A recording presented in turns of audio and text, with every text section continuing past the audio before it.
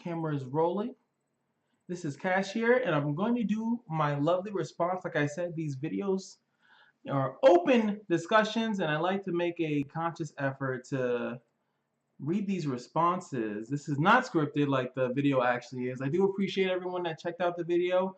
It was rough, I know, but we got through it. We got through it. Let me read out these comments. My man with the highlighted comment. I don't actually know how highlighted comments work, but he got the highlighted comment, so I'm going to start with that one. And it starts off, what makes a game great for me? Number one, he put immersive, engaging world. This is Hitomu 656. Immersive, engaging world. Not exactly referring to open world games, just games that put a lot of effort into bringing their worlds to life. A strong, memorable world is what makes a game special for me. That's kind of dope. I don't think I really mentioned the world. Actually, like I mentioned the characters and I mentioned the gameplay, but I never mentioned like what the world's doing. I kind of made that like the characters represent the world, but you can also just have shitty characters in a world that's kind of alive and moving, kind of like Monster Hunter has a pretty active world. There's a lot of, well, not the base, but everything else outside of that is a pretty active world. Player agency.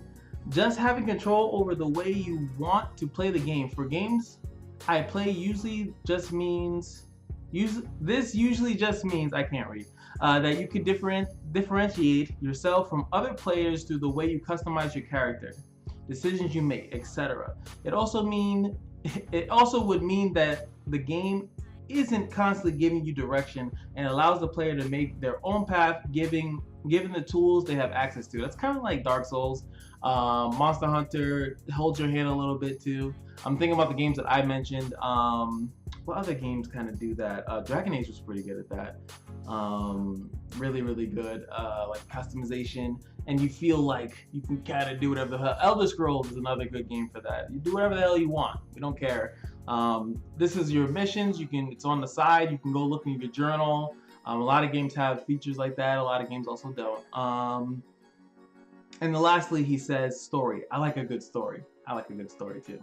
After that, it's Asana Yuki. Fucking, God, I don't even remember the name of the anime. I'm not gonna even try to think or butcher it right now. And my man says playability. It needs to be intuitive to play, not necessarily easy. A game that is counterintuitive is only fun for a short period of time, mostly as a gimmick. So it needs to be intuitive to play, but not easy.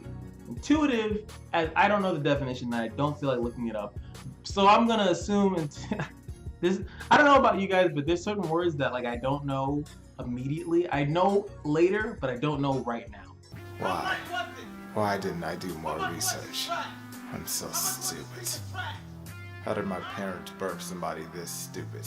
So right now I don't know what the fuck intuitive means. Intuitive, if I remember correctly, God, this is stupid. Is like it has to be interesting, something of that nature. If I'm wrong, fuck it. You know, I'm not re-recording this. Deep gameplay or story. A game with a simple storyline and brainless gameplay is, well, a shit game. A simple storyline and brainless gameplay. So if it's bad in story and it's bad in gameplay, it's a bad game. I agree. I think most people agree with that. Cute girls with actual character, not just the ones that look good, but have no depth to them. So they can't look good, but they have to be interesting. But they have to have, for him to have a great, he can't. So it's like he can't play like certain games like God of War. No, I don't. Male lead. You see girls every once in a while. Fuck that. My man Asuna Yuki, which I know is Tachi, if you follow my stream. But it's funny. It's like can't play any. If it doesn't have cute girls in it, it is not in his top 5 or whatever. It's crazy. I mean, hey, everyone has something different. That's why I'm reading them. But that's a deal breaker. Fucking deal breaker.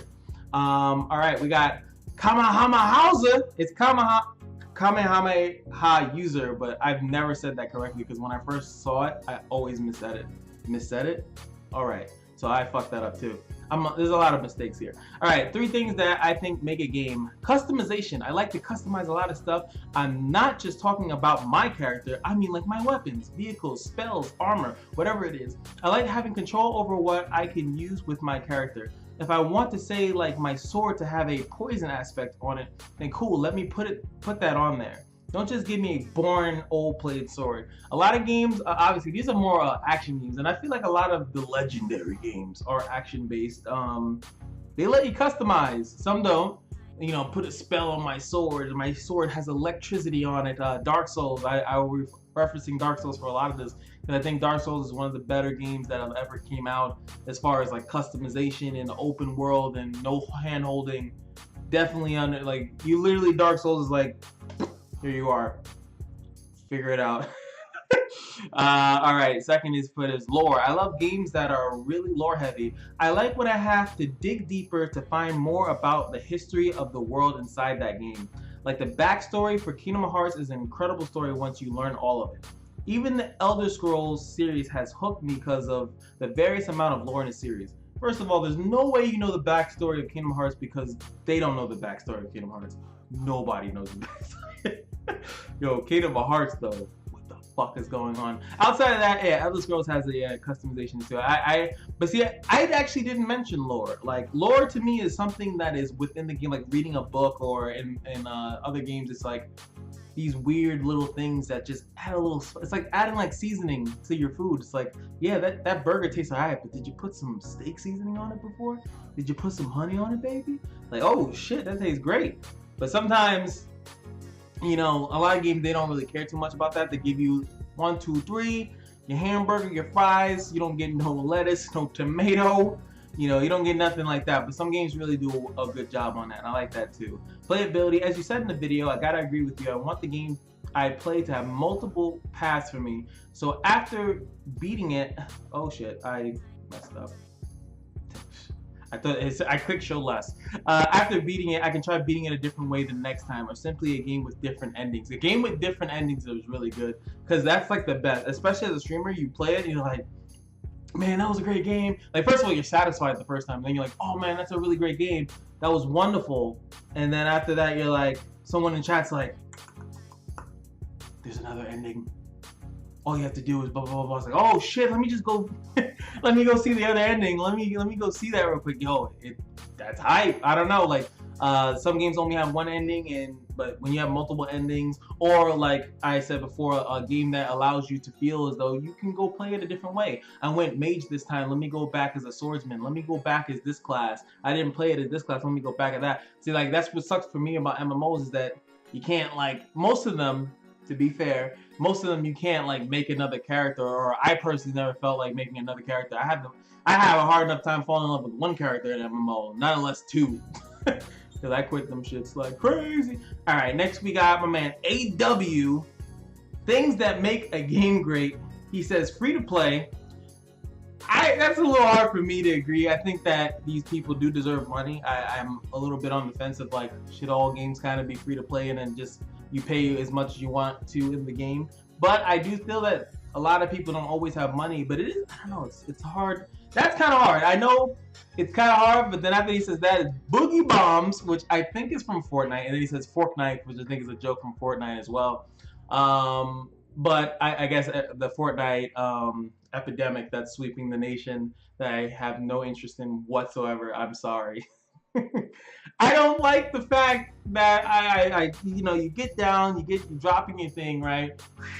You come back, you get down, and then you run around and shit. And I don't know, I used to play SOCOM, so it's like, you gotta make me feel like there's something like important to do, but it's kind of like a deathmatch. So since it's like a deathmatch, I'd rather just have it like Call of Duty. I don't know if you know what I'm saying. Like I don't want to walk around for a long time and find one person and then we have a little battle, and then like it's kind of over from that moment.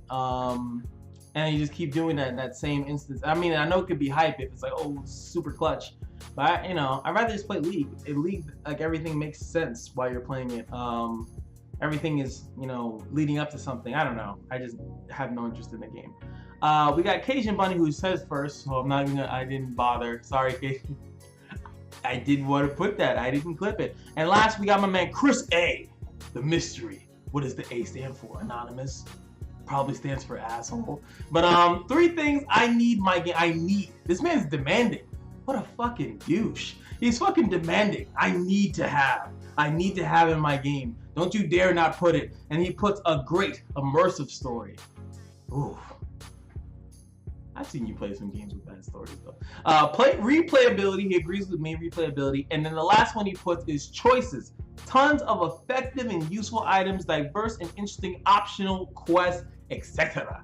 Useful items. A lot of games, I feel like they throw a lot of shit in the game sometimes, but not all of it's actually useful. I like to reference Dark Souls if you haven't told, but Dark Souls has a lot of weapons sometimes in the game, and a lot of them aren't as good. They're like flashy, but sometimes looking flashy is pretty good.